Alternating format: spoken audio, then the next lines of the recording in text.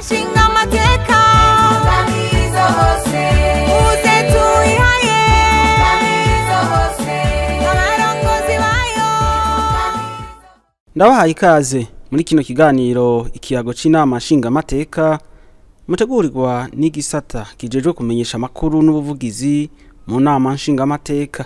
Muri kino kiringo c'isasa lisanzwe rya Kigarama umwaka wa 2025 inama nshinga amateka irabandanya itora amabwirizwa meza ku neza y'abene gihugu mu gihe Uburundi buriko butera bugana ku mbona kazoza y'igihugu cifashe mu mwaka wa 2040 n'igihugu giteye imbere mu mwaka wa 2060. Umutekano ku Murundi wese ni karahara mu ruganda ntibacure. Nico gituma inyamiramabi zijejwe gucungera umutekano w'abene gihugu zitegerezwa kuba zigengwa n'ibwirizwa ryubatse neza kugira ngo zishobore kurangura imirimo yazo neza.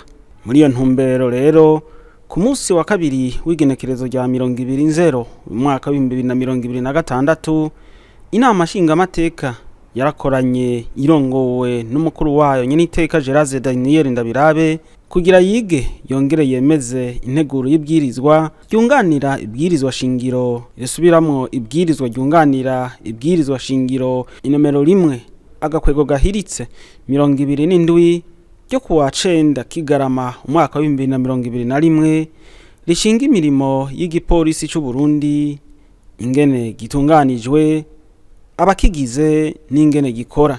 Mushikiranganje w'intwaro yo hagati mu gihugu iterambere rusangi n'umutekano Leonidas Ndaruzaniye niwe yarungitswe na leta kugira sigura imbere y'inama nshinga amateka imvo n'imvano itumwe iryo bwirizwa risubirwamo. Yamenyesheje ko ahanini iryo bwirizwa rihinyanyuwe kugira gisunge ibihe igihugu kigezwemwo byo kwegereza ubutegetsi abene igihugu muri ya ntumbero nshasha y'intwaro mu ntara mu makomine mu mazone ku mitumba n'amakariti.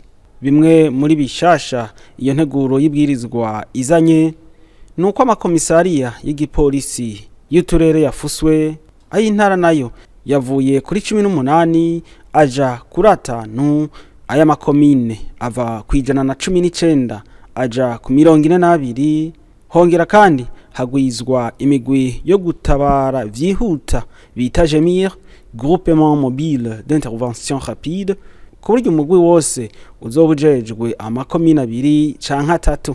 Harashinzwe ibiro vy'igipolisi mu mazone bingana n'igitigiri c'amazone uko ari 151 mu ntumbero yo gukomeza igipolisi cegereye abene igihugu.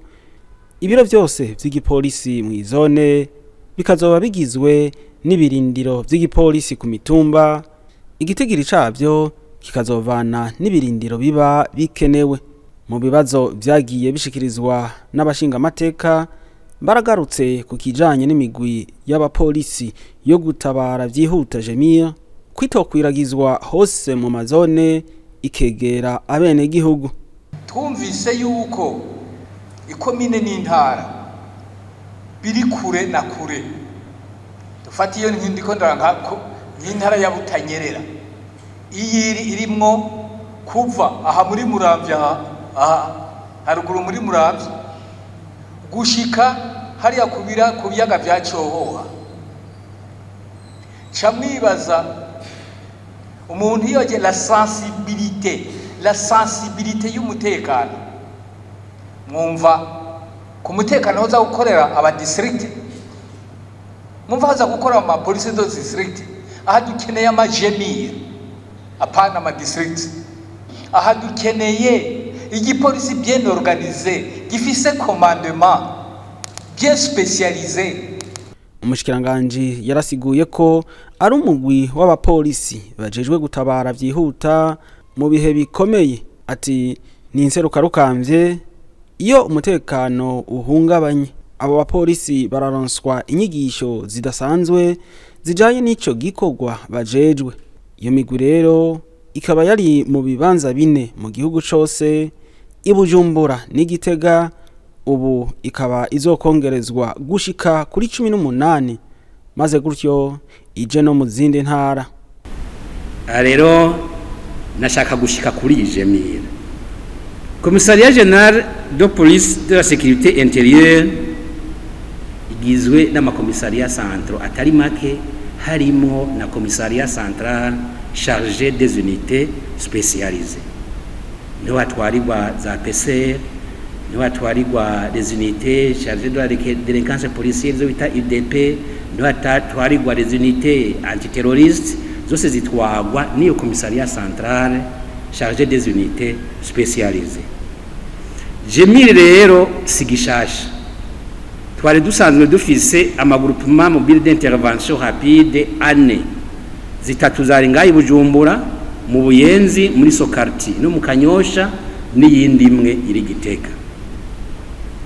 Hore ya Jemile rero sico kimwe n'aba bantu bo muri structure de concentré. Turafise les commissariats provinciaux muri structure de concentré, les commissariats communaux, les postes au niveau ya zone n'ama antenne. Aba barafise mission zabo zo gucungera umutekano buri munsi, sécuriser les personnes et leurs biens, mission générale. Izi Jemile rero mission yazo niyi, nkuko byanditse ko zitwa intervention rapide. Aba ce sont des unités zijejwe gutabara aho vyakomeye. Izi Jemile rero nashaka ko tuvyumva kumwe banyakubahwa bashinga amateka. Twebwe mu nteguro ya mbere y'iri bwirizwa ngo mwavyumvise ariko arasoma rapport, hariho conseil des ministres ya propose yuko duhindura tugasubiriza ijambo district par Jemile. Mu ntango integuro bari bateguye ko hazoba ama district, abashikiranganje barabica hirya no hino basanga gushiraho ama district, d'abord tuzacuko turabwiza personnel mu ntara, hanyuma harashobora no kuba ingorane hagati ya commissaire communal na commandant district. Nibahurira ku kazi hashobora kuba confusion y'ama mission, ugasanga ariko barasekanira kuri terrain. Ayi naho rero inama shikiranganje yacivuga iti ico dukeneye sikugwiza abo bantu birigwa barayerera batembera, bashobora no guhura mu buzu ugasanga baragonganye, ariko turakeneye ko abene gihugu babona ko hafi yabo hariho amayinite abantu mu gihe vyokomera ari inseruka rukamvi. Mwabivuze nye niteka Butanyerera afatanye n'ikibira, hariho n'ibiyaga, hajya arashobora kwaduka ibintu hajya mu kibira, ugasanga umujefu de poste ntashoboye kubikontena canke commissaire communal, hategerezwa kuba hari abantu qui sont formés pour ça, kuko abantu bo muri Jemile baronka formation spéciale ijanye n'ama intervention rapide mu gihe bikenewe. Abashinga amateka rero barabajije kandi n'ibindi bibazo barabironkera inyishu. Honorable Venant yagize ati byoba byiza muramforosheje police au niveau ya zone, hanyuma ngira ngo mu mitumba bakaba bake. Musomye muri ino nteguro y'ibwirizwa nyakubahwa honorable, mwaza kubona yuko igipolisi ku rwego rwa zone cyabaye renforcé. Igipolisi cy'u Burundi gikora mu ntumbero y'igipolisi cegereye abene gihugu, police de proximité. No kubona rero igipolisi cyamanukanye gushika muri zone ni kugira ngo ama service igipolisi gitanga yegera abene gihugu. Nico gituma kuri zone hazoba hariho service ya sécurité, donc police de sécurité intérieure, hakaba na police judiciaire. Izo nzego zibiri mu bisanzwe za maziri ahantu hose hari poste y'igipolisi canke commissariat communal canke provincial. Hama hari habajejwe sécurité intérieure gukingira bene gihugu n'ivyabo, n'abajejwe kuraba ivyaha bikogwa uko bihanwa. OPG rero azoba ari kuri zone, baramusanga kuri commune, mugabo ubunya umuntu agiriye ikibazo ku mutumba kurinda kuja kuri komine kubera ko zagutse izo biri kure. Cyo gituma muri ribwirizwa, muri integuro y'ibwirizwa twatekanije yuko kuri zone hazoba hariho na service judiciaire, donc mu OPG ni hazoba ari. Murumva yuko kuri zone rero igipolisi cyakomejwe. Hanyuma nkuko nyene iteka yabivuze, si ngombwa ngo imitumba yose ibeko ama antenne do police, bizovana n'ukuntu aho hantu hameze, uko hose ntihanganya todo criminality, ntihanganya n'ingorane. Tuzoraba rero ahashobora kuba hari ingorane hakeneye izo antenne abariho zija. Hari igihe uzosanga umutumba umwe ukeneye antenne, wagenda mu yindi province ugasanga hari imitumba n'itanu idakeneye antenne kubera ko ata criminality hari cyane kubera aho hari. Donc aya antenne rero azoshingwa turavye ibikenewe n'ukuntu umutekano umeze muri buri karere. Singoma ngo umutumba wose uzobeko antenne de police. Aya antenne rero tuzogerageza dushiraho yakenewe n'ayashobora kuronkerwa abantu bakorako, abapolisi bashobora kuhakora neza. Amabariyeri yo mwibarabara muti nikigaragara ko ngira ngo rutagira renseignement, nibaza ko nyako wa honorable icyumviro bitwogisangira se kuvuga ko kuba hari amabariyeri mwibarabara ko atarenseignement tuba dufise, ahubwo na bariyeri ishobora kujaho kubera renseignement. Kuronka renseignement ko ari abagizi ba nabi bariko barava ibujumbura baja ibugarama tuyadushira bariyeri hari ya ruguru hajyanya ku metero 5 ugandi baducike. Donc aya mabariyeri hagera dufasha cyane nayo uruja n'uruza. Aya abagizi ba nabi bazanye ibyangombwa bidakwiye, hajyanya ibisi bayihagaritse baramenya neza ko ari umugizi wa nabi. Ariko dukuye hama bariyeri nukuvuga ko twatwugururiye abagizi ba nabi bose kugira bidegemvye mu mabarabara yose no mu miduga yose bace muyo bashatse. Ahubwo igikenewe nuko twora force capacity z'abo bantu bakora ku mabariyeri bakakora neza, ahahora habudukosa kugira ngo bashobore kutwirinda. Hanyuma amabariyeri ahadakenewe nivyo adakenewe, ariko nibaza ko ubunya mu gipolisi twaragerageje kuyagabanya. Mu mwaka iheze amabariyeri yari menshi cyane gose, ariko nibaza ko muri ko muratembera murabona ko amabariyeri yagabanijwe. Kuyakuraho rero nivyo bari vyiza kuyakuraho yose, ahubwo no kuyashira ahakenewe hanyuma tukayakora ko neza nkuko bitegekanijwe.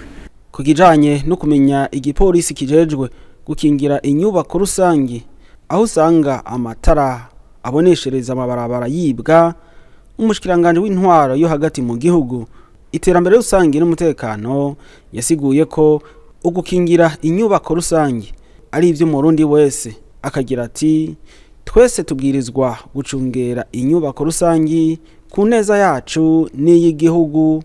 Tubonye umugizi wa nabi tugaheza tukabimenyesha inzego zibijejwe maze agahanwa. Inyuma yo kuri kijya nino hamwe no kwiga no kwemeza impinyanyiro zimero n'izimbitse, iyo nteguro y'ibwirizwa yari yatanguye kwigwa mu nama ya bose mu gatondo ko kuwa kabiri igenekerezo rya 2020 mwaka wa 2026, yahavuye yemezwa mu bucagucago bwo ku munsi wa gatatu igenekerezo rya 2021 mwaka wa 2026 yuko intego y'ibwirizwa tuyitoye 100%.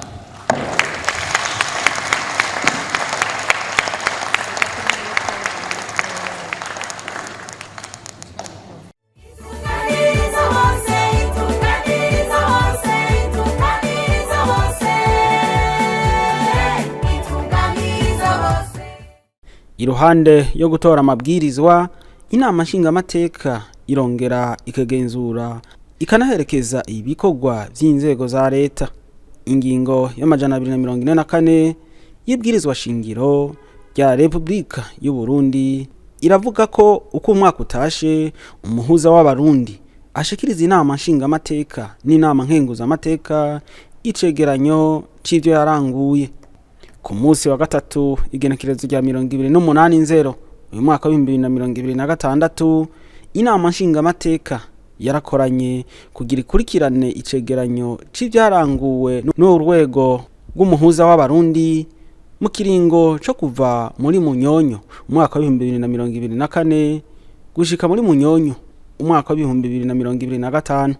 Umuhuza w'abarundi Aimé Laurentine Kanyana yamenyesheje ko kugira urwo rwego rurangure neza ibikorwa rujejwe wisunga imbona kazoza y'u Burundi hamwe n'igitabo c'imigambi y'iterambere cyo mwaka wa 2028 ushira umwaka wa 2027.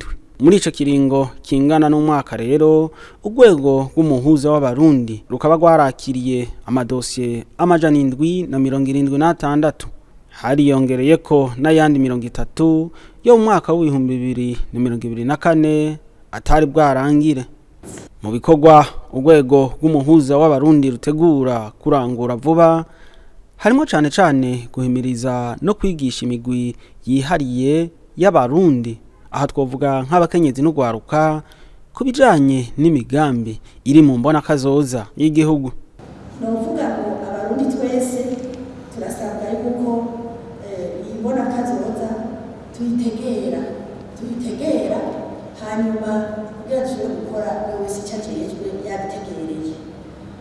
Aguhera kubajejwe intwaro, kubajejwe ibisata bitandukanye, hariho mu manama twagiye dukora aho twagiye tubona yuko hariho abantu umengo ntibaba ngaha mu gihugu c'Uburundi batazi neza ibiri muri vision 2060. Mu byo tugiye kwihutira gukora hari porogaramu yo gufasha kugira ngo twigishe bajejwe intwaro n'ibisata bitandukanye kuva ku mutumba gushika ku rwego rw'intara, hanyuma twigishe n'ibintu bitandukanye byihariye abakenyezi n'ugwaruka kugira ngo wese azarabona uruhara rwiwe bashobora kubikora bavyumva neza bumva niyo ariko biraja.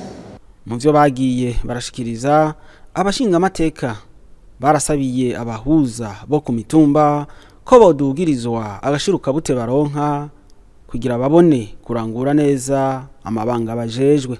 Umuhuza w'abarundi amenyesha ko bajya bahuza bo ku mitumba bakukira ubushikiranganje bujejwe ubutungane, ariko kubwiwe abajejwe intwaro bofasha bagasahiriza kugira ako gashiruka bute kisununure haboneka ibiro hamwe n'ibindi bikoresho bikenewe.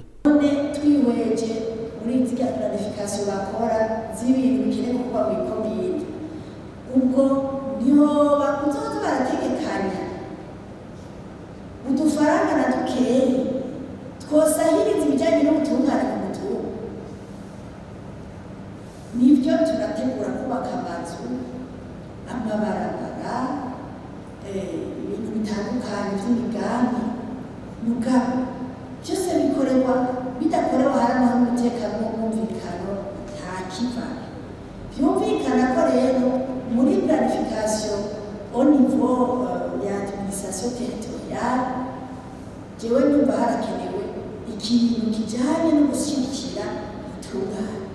Utu dufaranga babaha tuva hariya muri ministere twabitibukanira muri budget nibyo ni vyiza cyane, mugabo jewe numva umuntu wa mbere afise intere ko ubutungane bumera neza, umutumba wiwe ukaba akarorero mu bijyanye no kubana neza, zone ikomine intara bajya abantu mu ntara nibo bategerezwa kuba bambere. Ikibazo c'abarundi bagirira ingorane mu bihugu babagiyemo gukora akazi nacone caragarutse, abashinga amateka bagasaba umuhuza kongereza utwigoro kutwo yarasanzwe agira mu gukurikirana abo bana b'igihugu. Umuhuza w'abarundi ati ico kibazo tugifise ku muzirikanyi kandi ndabemereye ko n'ubu tuzobandanya tubakurikirana. Abashinga amateka barahamagariye kandi umuhuza w'abarundi kugira uruhara mu guhimiriza kugira ngo hagati y'abahuza bo ku mitumba n'abakuru b'imitumba ntihabe kwinjiranamwe mu mabanga, bamwe bose bamenya akazi kabo aho batangurira naho bahereza. Mu guheraheza abaserukira bene gihugu bakaba barateye intege umuhuza w'abarundi ku bikorwa arangura, bamusaba kandi kubandanya yitaha amadosiye y'abapfungwa bamwe bamwe usanga bamaze igihe kinini bataracirirwa imanza, hamwe na bamwe usanga baramaze ibiringo vyabo canke barejejwe n'ubutungane ariko ntibasohoke amabohero.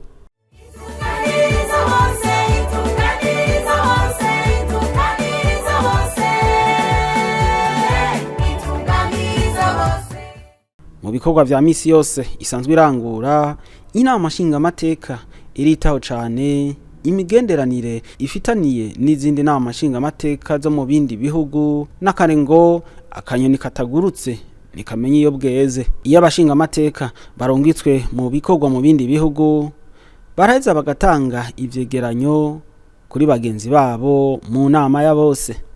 Mu nama ya bose yo ku munsi wa kabiri igenekerezo rya 27/0 mwaka wa 2026, abashingamateka baratanze ivyegeranyo vy'ingendo zitanu bagize mu bihugu vy'Ubushinwa, Afrika y'Epfo, Djibouti n'Ubuganda.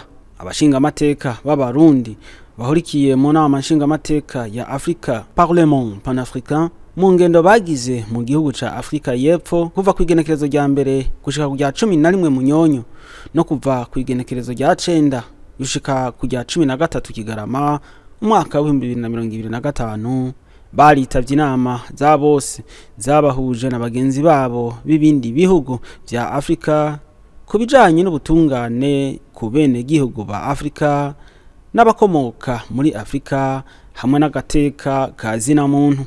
Bagize ingendo mu Bushinwa kuva ku igenekerezo rya 19 gushika ku rya 28 Gitugutu, no kuva ku rya 20 gushika ku rya 25 Gitugutu umwaka wa 2025, bakaba barashoboye kwibonera ingene abashinwa bagiye barakorera hamwe bakitaho inyungu z'igihugu, bakaduzanya, bagakundana, bakarangwa na discipline, maze igihugu cabo bakivana kure bagiteza imbere.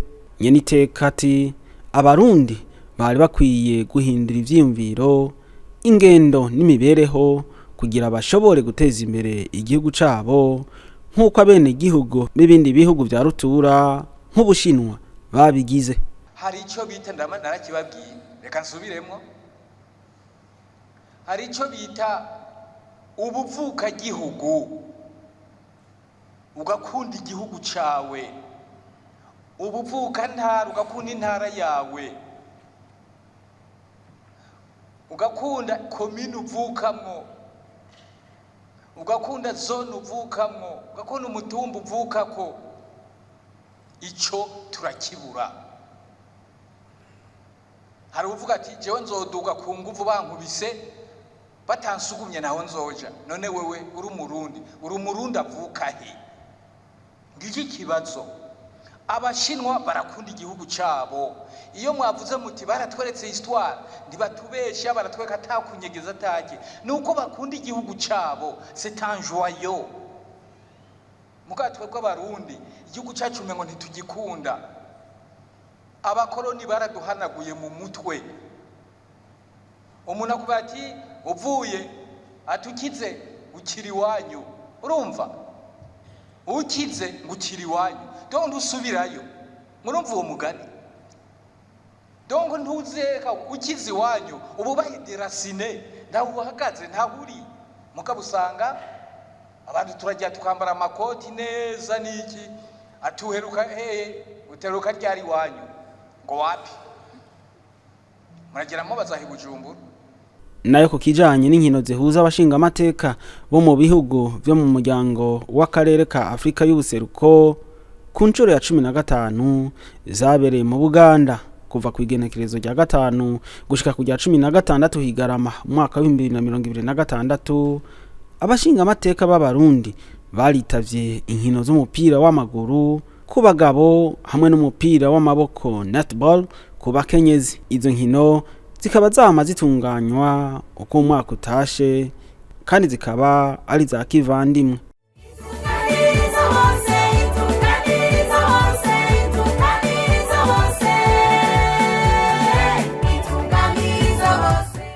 Ingingo y'ijana na 38 y'ibwirizwa shingiro rya Republika y'u Burundi irerekana ingene abashikiranganje bagenwe n'itegeko ry'umukuru w'igihugu barahira imbere yo kwinjira mu mabanga. Umunsi wa mbere igenekerezo rya 26/0 mu mwaka wa 2026 abashikiranganje babiri baheruka kugenwa n'itegeko ry'umukuru w'igihugu nomero 100 akarongo gahiritse ubusa kabiri ryo kwa 23/0 mu mwaka wa 2026 bararahiye imbere y'Imana mushobora byose, imbere y'umukuru w'igihugu hamwe n'imbere y'inama nshingamateka n'inama nkenguzamateka mu birori byabereye mu ngoro y'inama nshingamateka mu Kigobe. Abo nabo ni Alfred Ahingejeje, umushikiranganje w'ubutungane, agateka kazina muntu n'iterambere ridakumira, hamwe na Damien Niyonkuru, umushikiranganje w'inyubako, uburaro rusangi, gutwara abantu n'ibintu n'ibikoresho. Bakaba barahiye bagira bati: jewe Damien Niyonkuru, umushikiranganje w'inyubako, uburaro rusangi, ugutwara abantu n'ibintu n'ibikoresho, ndarahiye ko ntazotirigana ku masezerano y'umwe bw'abarundi, kwibwirizwa shingiro rya Republika y'u Burundi n'ayandi mabwirizwa, kandi ndiyemeje ko nzoharanira ntiziganya ineza y'u Burundi n'abarundi, nkubahiriza ubumwe bw'abarundi, amahoro n'ubutungane kuri bose, no kurangura amabanga jejwe. Ndiyemeje kurwanya ivyiyumviro n'ingendo z'ihonyabwoko no gukumirana, guharanira no guteza imbere agateka kazina muntu nako abenegihugu bose.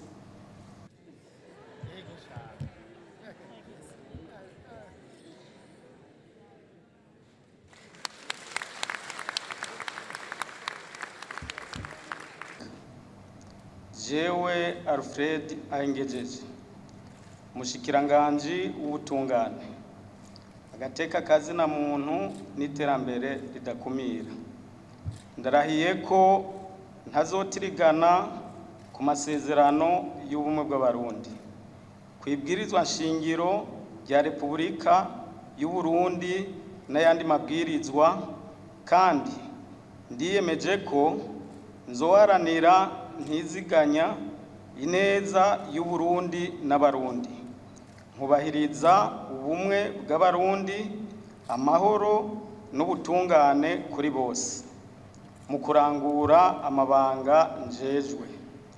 Niyemeje kurwanya ivyiyumviro n'ingendo z'ihonyabwoko no gukumirana, guharanira no guteza imbere agateka kazina muntu nako abenegihugu bose.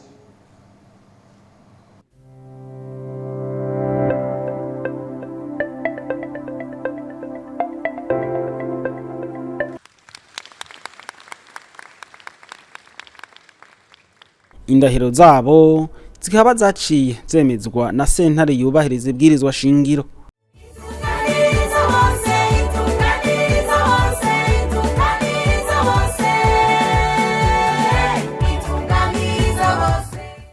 Nkuko biri mu ibwirizwa shingiro rya Republika y'u Burundi, Imana ifise ikibanza ca mbere mu Burundi. Abashinga amateka bagiwe imbere n'umukuru w'inama nshinga amateka Gerard Daniel Ndabirabe baritabiriye igikorane c'amasengesho mpuza madini cyo gukengurukira Imana catunganijwe n'umugambwe CNDD-FDD, kikaba cabereye ku mugwa mukuru wa politiki Gitega kuva ku igenekerezo rya 22 gushika ku rya 24/0 mu mwaka wa 2026.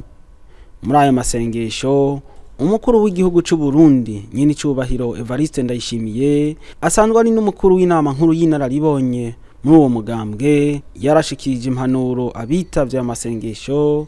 Aha nyine cyubahiro umukuru w'igihugu Evariste Ndayishimiye yasavye indongozi ko zoba nziza zigahinduka, abatarahinduka bagataha bahindutse, maze indongozi yose ikorere ku mbona kazoza y'igihugu. Umukuru w'igihugu yafasha akanya kandi ko gukebura indongozi ko zitegerezwa kubona kure mu bisata byose by'igihugu mu gukora bisunze imbona kazoza y'igihugu.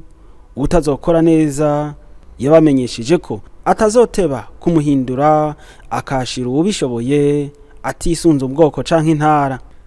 Muri ico gikorane kabaye kandi n'akaryo ko kuri Chorale Lumière de Dieu igizwe n'abashinga amateka harimo n'ivyegera bibiri by'umukuru w'inama nshinga amateka hamwe n'abakozi bo mu nama nshinga amateka ko gushikiriza ubutumwa ibicishije mu ndirimbo. Bakundwa muze twisuzume ko tutagenda n'umugayo Imana no mu gihugu tuba tutitunganije dusaba imbabazi uhoraho aduharire ibyaha byacu. Bakundwa muze twisuzume ko tutagenda n'umugayo Imana no mu gihugu tuba tutitunganije dusaba imbabazi uhoraho aduharire ibyaha byacu.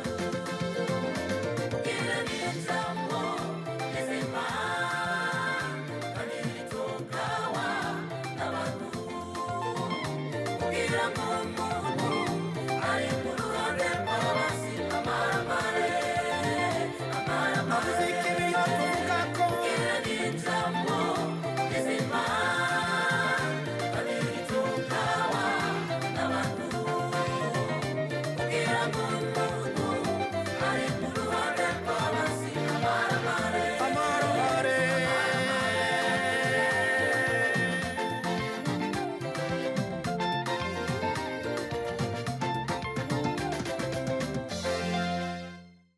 Aha hakaba ari naho dusozereye kino kiganiro. Turabashimiye mwebwe mwese mwagikurikiye naho butaha.